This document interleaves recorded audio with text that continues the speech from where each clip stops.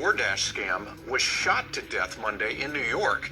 This came right before he was due in court in Stamford for a potential resolution in that case.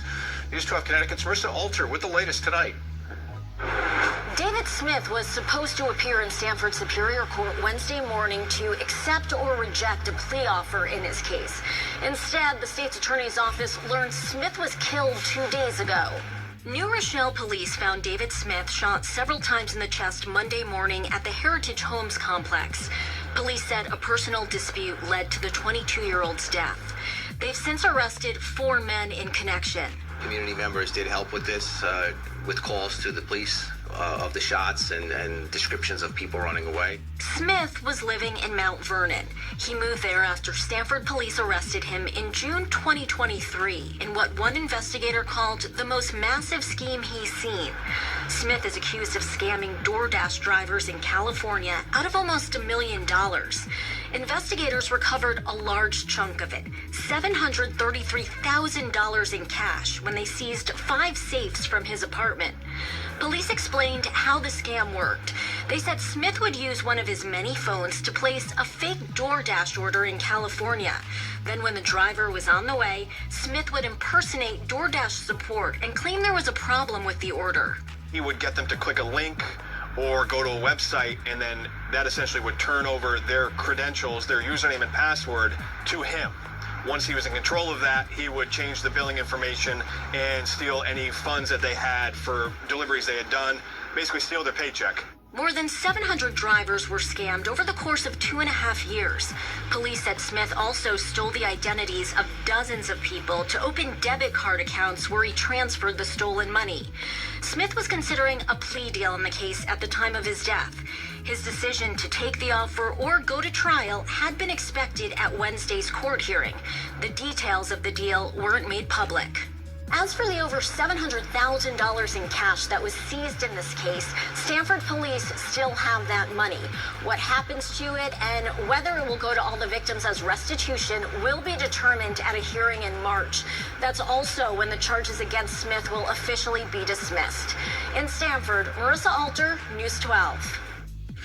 David Smith's attorney, Frank Riccio, says that he was shocked to learn of his client's death. He told News 12 that, quote, he was a quiet, kind young man who I had the pleasure of knowing. I feel terrible for his family. And he ends with, what a tragedy. Man, we back with another crazy story out of Connecticut about a man being accused of a $1 million DoorDash scheme. Now, this is a crazy situation because he accidentally got caught. He put it on himself.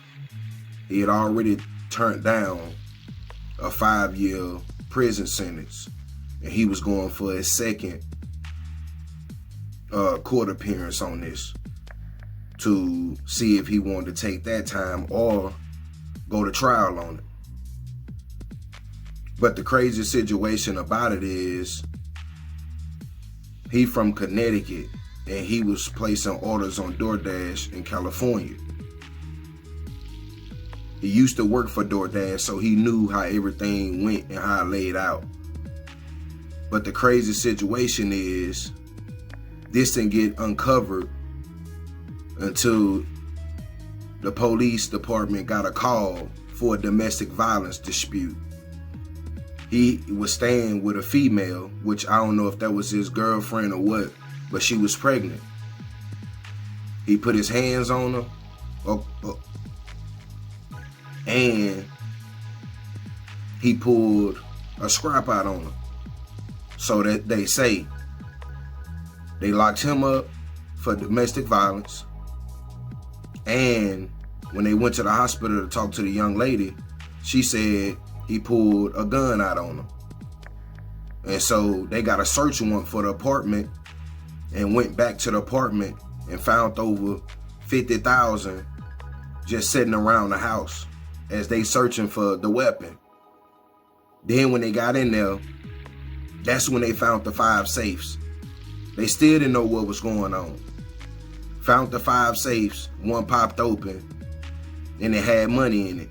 They took those, went back and talked to him. He said he was working with some people that teaching him how to do money schemes. And also, as the investigation started, after he said that, they found multiple phones, prepaid debit cards in the trash. So they knew something was going on.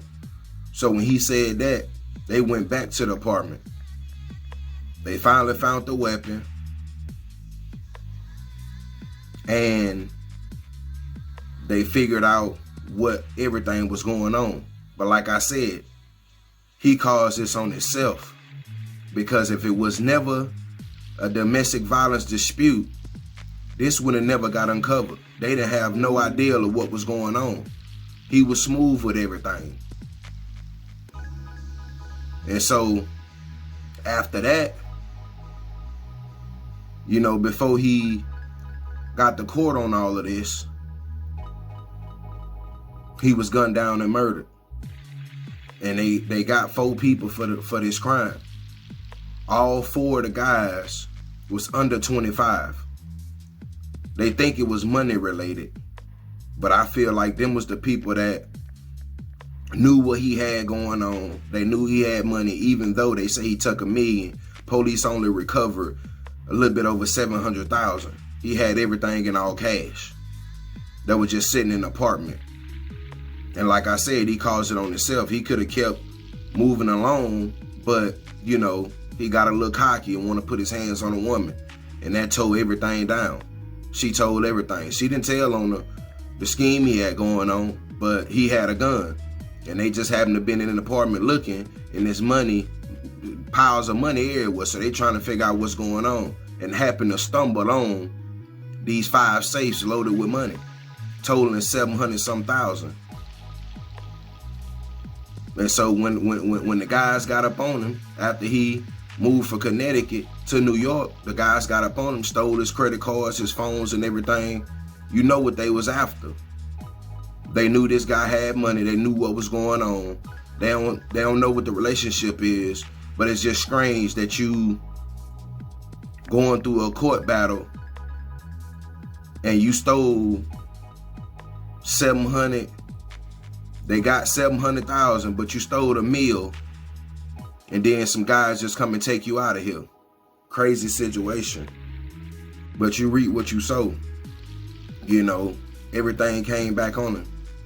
You know, in a devastating situation. A 5-year prison sentence, plea deal, was a good deal. Especially when you caused it on yourself. What he wanted, 5 years probation? You know? And, you know, it don't make no sense because he had everything going for him, young and everything. Good life. But then, like I said, a lot of people do these schemes and then get caught amongst themselves. You had multiple people, like, it could have been these guys run up on him because he owed them some money. They put him on and he didn't get them they cut, and they ran up on him. Because it's strange that when they run up on him, held him down, they took all his credit cards and his cell phone and everything. And then according to police, they shot him in the chest. He died at the hospital.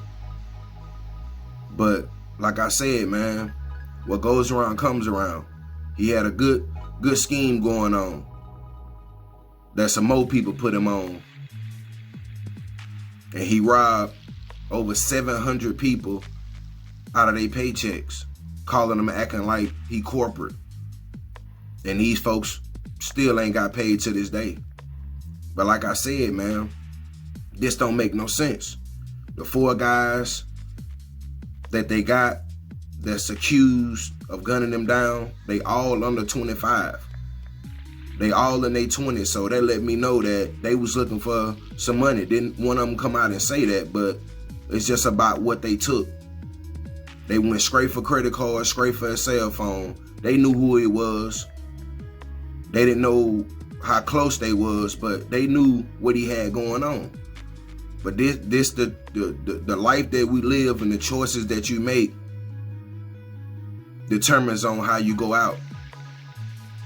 And he had an elaborate scheme going on, thought it was gonna go on forever, got caught, and this the price you gotta pay at the end of the day. But let me know what y'all think about this crazy story. This is a devastating situation, but he caused this on himself, and we out. Pow!